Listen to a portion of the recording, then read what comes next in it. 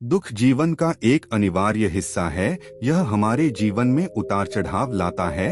हर कोई अपने जीवन में किसी न किसी रूप में दुख का अनुभव करता है और दुख हमें अंदर तक हिला देता है।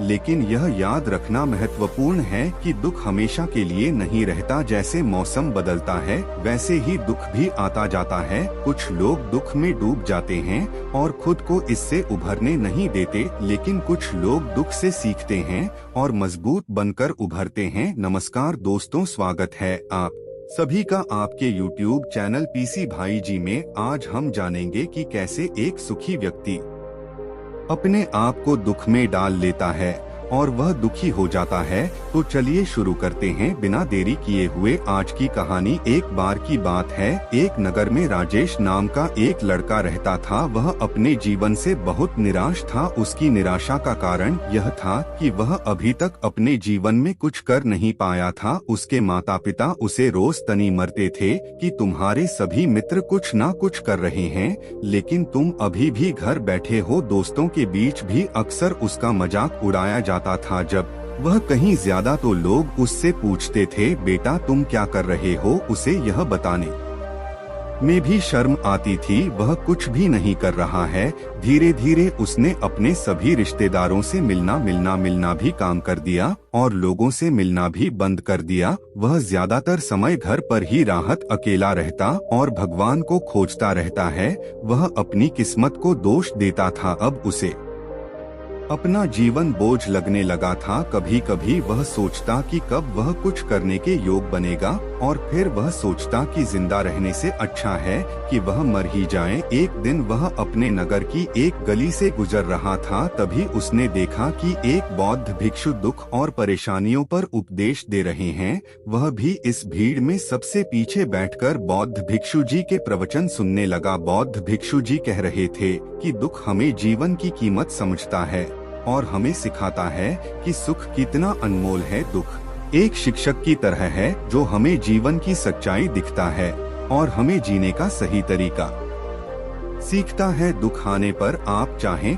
तो जिंदगी जीना भी सीख सकते हैं और आप चाहे तो कुछ भी हासिल कर सकते हो, और अगर आप चाहो तो एक कोने में बैठकर जो भी सकते हो। इन सभी बातों को राजेश ध्यान से सुन रहा था, लेकिन बौद्ध भिक्षु जी की यह बातें उसे पसंद नहीं आई। उसने खड़े होकर कहा, कुछ भी सीखने से दुख दूर नहीं होता है, इसमें केवल दर्द होता है। दुख की पीड़ा अनंत है। ऐसा लगता है कि इसके बाद कुछ होने वाला नहीं है, इससे कुछ भी फर्क नहीं पड़ता है, इसके सामने तो मौत भी छोटी लगती है। तब बौद्ध भिक्षु ने कहा, बेटा तुम्हारा दुख क्या है? तब राजेश ने उनके सामने अपनी सारी समस्याएं और बेटा सुने और बौद्ध भिक्षु से पूछा, मेरी इन दुखों का क्या समाधान है? यह सुनकर बौद्ध भिक्षु मुस्कुराए और बोले, तुम उसी दिन मेरे पास आना जब तुम्हारे जीवन में वास्तविक दुख आए। मैं तुम्हारी समस्या का समाधान अवश्य करूंगा। यह कहकर बौद्ध भिक्षु जी वहां से चले गए। राजेश ने सोचा, क्या है, मेरा दुख नहीं है तो क्या है? मैं जिस दर्द से गुजर रहा हूँ मैं असली दुख नहीं है। क्या मेरा दुख कोई नहीं समझ सकता?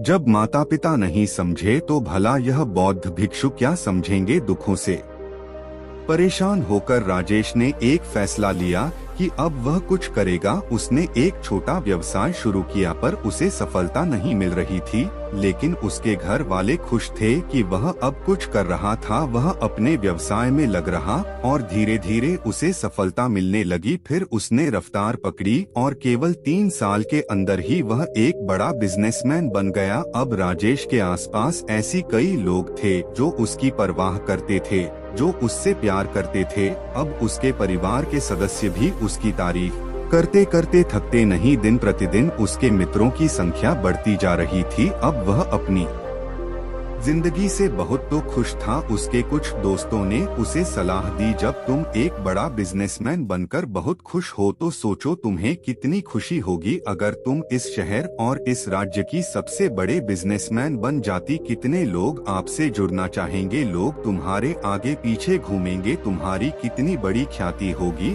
और स्वयं राजा भी आपसे दोस्ती करना चाहेंगे। जरूरत पड़ने पर आपसे पैसे भी उधार लेंगे। दोस्तों की यह बात राजेश के मन में बैठ गई। अब वह पैसे कमाने की कोशिश करने लगा, लेकिन उसे यह आप बहुत ही जल्दी चाहिए था। वह समय बर्बाद नहीं करना चाहता था। वह अधिकांश समय इन चीजों को प्राप्त करने में लगने लगा। इसलिए है वह ऐसे काम करने लगा जो सही नहीं थे। उसने पैसे उधार लेना शुरू कर दिया था, अपने दोस्तों से पैसे की मांगने और अधिक मुनाफा कमाने के लालच में वह अपने मॉल में मिलावट करने लगा। उसने अन्य व्यापारियों के खिलाफ भी साजिश रची और उन्हें धमकाया। जैसा उसके दोस्त कहते थे वैसा ही करता था। वह इन तरीकों से ज्यादा पैसा कमा रहा था, पर अब उसके जीवन में पहले जैसा चैन नहीं रहा। उसकी मानसिक शांति गायब हो गई थी और रात को ठीक से सो नहीं पता था। वह इन विचारों में रहता था कि वह सब कुछ कर रहा था, पर उसे किसी चीज में सुख नहीं मिल रहा था। एक दिन राजेश अपनी गाड़ी से कहीं जा रहा था, तभी रास्ते में उसे एक बौद्ध भिक्षु का आश्रम दिखाई दिया। वह बौद्ध भिक्षु के पास जाकर बोला, आपने मुझे कहा था कि जब कभी आपके जीवन में सच्चा दुख आए तो मेरे पास चले आना। अब मैं बहुत दुखी हूँ, मेरी नींद हराम हो गई है, मुझे कहीं भी शांति नहीं मिल रही है। इस प्रकाश राजेश ने अपनी सारी समस्याएं बौद्ध भिक्षु जी को बताएं। तभी उन बौद्ध भिक्षु ने कहा, जब तुम पहली बार मुझसे मिलने आए थे तब भी तुम किसी दुख में थे, तुमने उसे दर्द में क्या सीखा? राजेश ने कहा, सिर्फ सोने और चिंता करने से कुछ भी नहीं होता। अपनी दृष्टि को सच करने के लिए मेहनत भी जरूरी है और सिर्फ मेहनत करने से भी कुछ नहीं होता, परिणाम भी मिलना चाहिए। जब आपको लगे कि आपका लक्ष्य हासिल नहीं होने वाला है, तब राह में चाहे कितनी भी मुश्किल आए, मन कितना अभी नाराज क्यों ना हो, खुद पर आत्मविश्वास करना चाहिए कि मैं जो भी कर रहा हूँ उसमें अवश्य सफलता मिलेगी। लोग केवल सफल लोगों का सम्मान करते हैं, कोई कितना भी अच्छा क्यों ना हो वह हमेशा लोगों की नजरों में बोझ बना रहता है। यह सब सुनकर बौद्ध भिक्षु मुस्कुराए और बोले, यह वास्तविक में दुख नहीं है। जब तुम्हारे जीवन में वास्तविक रूप से दुकान तक तुम मेरे पास आना, मैं उसे वास्तविक रूप से ठीक कर दूंगा। राजेश ने जाते समय बौद्ध भिक्षु को सोने के सिक्कों से भरा घड़ा भेंट किया। घड़ा देखकर बौद्ध भिक्षु ने कहा, यह मेरे किसी काम का नहीं है, इस पेड़ के नीचे गड्ढा खोदकर गाड़ दो। राजेश ने घड़े को पेड़ के नीचे दबा दिया। जैसा कि बौद्ध भिक्षु ने बताया उसने वैसा ही किया और वहां से चला गया। कुछ दिनों तक उसका कारोबार ठीक चल रहा, लेकिन व्यापार के गलत तरीकों के कारण धीरे धीरे उसे व्यापार में घाटा होने लगा। उसकी सारी दौलत धीरे धीरे खत्म होने लगी और एक दिन ऐसा भी आया जब उसके पास कुछ भी नहीं बचा और उसे पर कर्ज का बोझ चढ़ गया, परंतु वह निश्चित था क्योंकि उसने सारा कर्ज अपने दोस्तों से लिया था। उसने सोचा था कि उसके दोस्त बुरे वक्त में उसके साथ खड़े रहेंगे, लेकिन ऐसा कुछ नहीं हुआ। जैसे ही बुरा वक्त आया, दोस्त पहले उस कर्ज मांगने लगे, मगर उसने कर्ज नहीं लौट पाया तो उन्होंने उसे जान से मारने की धमकी दी। उसके सभी शुभचिंतक और प्रियजन उससे दूर हो गए। उसके दोस्त जो उसके साथ मस्ती किया करते थे, अब उससे दूर भाग रहे थे। उसका परिवार उसकी गलतियां और कमियां गिरने लगा। उसकी सारी संपत्ति नीलाम हो गई और उसके पास कुछ भी ना बचा। जब उसने अपने पिता से मदद मांगी तो पिता ने कहा, मेरे पास थोड़ी सी संपत्ति है, अगर मैं तुम्हें दे दूंगा तो तुम्हारी माँ को क्या कहूँगा? यह संपत्ति हमारी अंतिम सहारा है। राजेश के मन में गहरा दुख छा गया। उसके आसपास कोई भी नहीं था जो उसके दुख को समझ सके। लोगों के विश्वासघात के कारण वह अंदर से टूट चुका था। वह सोचने लगा कि अब जीने का कोई मतलब नहीं है, अब मौत ही मेरा सहारा है। वह आत्महत्या करने के लिए पहाड़ी पर जा रहा था, तब उसे याद आया कि बौद्ध भिक्षु ने उससे कहा था, जब उसे जीवन में वास्तविक दुख आए तो उनके पास आना। राजेश बौद्ध भिक्षु के पास आया और अपनी सारी व्यथा सुनाई। आंखों में आंसू लिए उसने कहा, बौद्ध भिक्षु मेरे दुख का निवारण कीजिए। तब बौद्ध भिक्षु ने कहा, जब जीवन में असली दुख आए तब मेरे पास आना, मैं इसे जरूर ठीक करूंगा। पहले आप मुझे बताओ कि आपने अपने दुख से क्या सीखा? राजेश ने कहा, मैंने यह सीखा कि जो लोग हमारे जीवन में आते हैं वे हमारी सफलता और प्रगति के कारण हमें धोखा जरूर देंगे, क्योंकि बुरे समय में वे हमारे साथ नहीं खड़े होंगे, भी अच्छे समय में ही हमारा फायदा उठाएंगे और बुरे समय में हमें छोड़ देंगे। उन लोगों पर ही भरोसा करें जो हमारे बुरे समय में हमारे साथ खड़े रहते हैं। लेकिन ऐसे लोग बहुत कम होते हैं जिनके पास हैं। उन्हें उनकी सराहना करनी चाहिए, उनका अपमान नहीं करना चाहिए, कभी भी किसी के खिलाफ साजिश नहीं रखनी चाहिए, अपना काम ईमानदारी और धैर्य से करने और कभी लालची ना बने। अपने सारे दुख दर्द और अनुभव बयान करने के बाद राजेश ने बौद्ध भिक्षु के सामने आंखों में आंसू लिए बैठ गया। कुछ देर बाद बौद्ध भिक्षु उठे और पेड़ के नीचे गड्ढा खोदा और वह घड़ा निकाला जो सोने के सिक्कों से भरा है हुआ था। उन्होंने राजेश को देकर कहा, मेरे पास तब आना जब तुम्हारे जीवन में वास्तविक दुख हो। राजेश ने बौद्ध भिक्षु को धन्यवाद दिया और उन्हें प्रणाम करके चला गया। उसने पैसों से एक छोटा सा व्यवसाय शुरू किया। अब वह छोटा व्यापारी बनकर भी खुश था। उसने पूरी लगन और ईमानदारी से कारोबार किया। जल्दी वह अपने शहर में एक बड़ा व्यापारी बन गया। उसका जीवन सुख सुविधाओं से भरा हुआ था, लेकिन जीवन में दुख कभी भी आ सकता है। राजेश के जीवन में भी दुख आया। उसके माता पिता की मृत्यु हो गई। वे दोनों एक ही दिन मर गए। राजेश अपने माता पिता से बहुत प्यार करता था, इसलिए उनके निधन से उसे गहरा सदमा लगा। उसने अपने माता पिता का अंतिम संस्कार किया। शव जलते हुए देखा तो उसका मन बेचैन हो उठा। उसके मन में कई सवाल उठने लगे। वह घर वापस आया। उसने अपने माता पिता के घर और संपत्ति को देखा जिनके लिए उसके माता पिता हमेशा लड़ते रहे। आज वह खाली पड़ा है। जिन्होंने इसकी देखभाल की, इसके लिए प्यार किया, वे इस दुनिया से चले गए।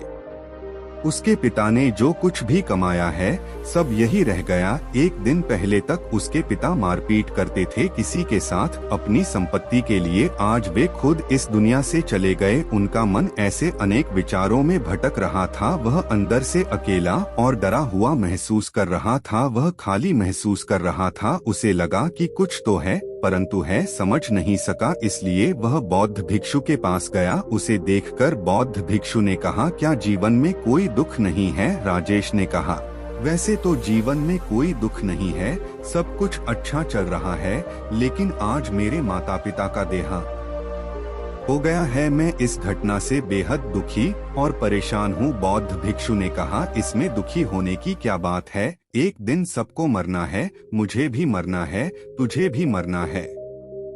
शायद तुम कल ही मर जाओ या आज ही मार सकते हो। राजेश ने कहा, क्या कह रहे हो? बौद्ध भिक्षु जी, मैं भी मर जाऊंगा, लेकिन मैं अभी जवान हूँ। बौद्ध भिक्षु ने कहा, सभी इस भ्रम में जी की मृत्यु केवल बूढ़ों को है, लेकिन ऐसा नहीं है। जवान भी मर जाते हैं, बच्चे भी मर जाते हैं। मौत का उम्र से कोई लेना देना नहीं है, यह सभी को प्रभावित करती है। बौद्ध भिक्षु की यह बात है राजेश के मन में बैठ गई और वह चुपचाप चला गया, लेकिन उसकी मन अभी भी बेचैन था। वह खाली महसूस कर रहा था। वह सारा दिन अपने भीतरी सोचता रहता कि वह कौन है, वह इस दुनिया में क्यों आया है, इस जीवन का क्या लक्ष्य है। ऐसे कई सवाल उसके दिमाग में लगातार उठ रहे थे, लेकिन उन्हें अपने किसी भी सवाल का जवाब नहीं मिल रहा था और उनका दुख दिन प्रतिदिन बढ़ता ही जा रहा था। कुछ दिन बाद वह फिर से बौद्ध भिक्षु के पास पहुंचा और बोला, हे बौद्ध भिक्षु, मैं बहुत दुखी हूँ क्योंकि मैं यार नहीं जान पा रहा हूँ कि मैं कौन हूँ और मैं इस दुनिया में क्यों आया हूँ। यह सुनकर बौद्ध भिक्षु मुस्कुराए और बोले, आज आपके जीवन में पहली बार सच्चा दुख है। यह वास्तविक में दुख कहलाने लायक है। हम नहीं जानती कि हम कौन हैं और हम क्यों आए हैं। राजेश ने अपने बौद्ध भिक्षु से कहा कि अपनी दुर्दशा दूर करें। बौद्ध भिक्षु ने कहा, हम सभी इंसान हैं, जीवन भर संग्रह करते रहते हैं। राजेश ने कहा, कोई भी इंसान अपने साथ कुछ भी नहीं ले जाता, वह सिर्फ अकेले ही जाता है। मेरे माता पिता भी अपने साथ कुछ भी लेकर नहीं गए, संपत्ति वैभव सब कुछ यहाँ पर छोड़ कर गए। बौद्ध भिक्षु ने कहा, अब मेरी बात ध्यान से सुनो, इस संसार में हमें जो संग्रह करना चाहिए वह हम नहीं करते, बल्कि चीज हमारे सामने होती हैं, लेकिन हम उन्हें देखने की कोशिश नहीं करते। हमें इस दुनिया में जो कुछ भी इकट्ठा करना है वह हम खुद हैं। हमें खुद को जुटाना होगा ताकि जब हम मेरे तो हम एकजुट हो सके और खुद को पहचानने में सक्षम हो सके। हम अंदर बैठे हुए हैं, हम प्यारा, नफरत, गुस्सा, इश्यों में बैठे हुए हैं। कर्तव्य, धन, थिस्ती, प्रतिष्ठा, सम्मान, पहचान, धर्म, जाति, सैकड़ों हजारों जैसी चीजों से इच्छाओं में हम विजित हैं और टुकड़ों में जीवन जी रहे हैं। इस विभाजन के कारण हमारी चेतन कभी एक नहीं हो सकती। हमारी चेतना की शक्ति बिखरी हुई है, इसलिए हमारे पास इतना समय नहीं है, इतनी ऊर्जा नहीं है कि हम मर सकते हैं और अपने भीतर देख सकते हैं। वास्तविक में धन, सम्मान और सुविधाओं के अभाव को लोग दुख समझते हैं और जीवन भर के लिए इस दुख का कारण बताते हैं, रहते हैं और समाधान खोजने का प्रयास करते रहते हैं। उन्हें अपना समाधान कभी नहीं मिलेगा, क्योंकि जिसे लोग दुख कहते हैं वह दुख नहीं है, यह सिर्फ एक आदमी की इच्छा है। उसकी इच्छा कभी पूरी नहीं होगी, इसीलिए व्यक्ति को कभी उसके प्रश्नों का समाधान नहीं मिलता। इसलिए इन सबसे परे यदि आप अपने दुख का परम समाधान चाहते हैं तो सबसे पहले खुद को समेटना होगा। इस दुनिया से अपनी ऊर्जा वापस ले लो और इकट्ठा करो। अपने आप पर ध्यान केंद्रित करो, स्वयं पर ध्यान दो। अपनी मृत्यु से पहले अपने आप को जानने की कोशिश करो, बिखर मत। राजेश ने कहा, बौद्ध भिक्षु जी, क्या हमें संसार को छोड़ देना चाहिए? हमारी सारी इच्छाओं को मार देना चाहिए? किसी से प्रेम नहीं करना चाहिए? धन संग्रह नहीं करना चाहिए? सम्मान की आशा नहीं करना चाहिए? बुद्ध भिक्षु ने कहा, भावना और इच्छाओं से बिखरे हुए मनुष्य में से बाहर निकल आओ। जैसे कोई पत्थर पहाड़ से अलग होकर गिरता है, जब वह गिरता है तो पर्वत का कोई नियंत्रण नहीं होता, शिवाय देखने या परेशान होने से। ठीक वैसे ही बिखरे हुए मनुष्य की इच्छाएं बेकाबू और दर्दनाक होती है। उसका अनियंत्रित मन इच्छा करता रहता है और कल्पना करता रहता है और यह दुख देता है। लेकिन जब एक व्यक्ति अपने मन को एकत्र करता है तो है जो कुछ भी करता है वह उसकी नियंत्रण में होता है, फिर उसकी इच्छा भी नियंत्रित होती है। राजेश ने कहा, आपने मेरा असली समाधान कर दिया है, अब मैं खुद तलाशने की कोशिश करूंगा। बुद्ध भिक्षु ने कहा, मानव शरीर में बहुत ऊर्जा और शक्ति है, लेकिन है फालतू के कामों में बैठा हुआ है, बेकार की बातों में लगा हुआ है। यह एक बहुत ही शक्तिशाली मशीन की तरह है और वह बिना सोच समझकर अपनी शक्ति बर्बाद कर रहा है, बना किसी नियंत्रण के। इसलिए इस शक्ति पर ध्यान दें, अपनी चेतना को इकट्ठा करें। राजेश को अपने प्रश्नों का उत्तर मिल गया। उसने बौद्ध भिक्षु धन्यवाद किया और चला गया। दोस्तों, कैसी लगी आपको आज की है कहानी? उम्मीद करते हैं आपको पसंद आई होगी। इस कहानी से आपने क्या सीखा हमें कमेंट में जरूर बताएं और यह वीडियो उन दोस्तों को भेजें जिनका इसकी जरूरत है। मिलते हैं किसी नई वीडियो में, तब तक के लिए सभी भाइयों को नमो बुद्धाय।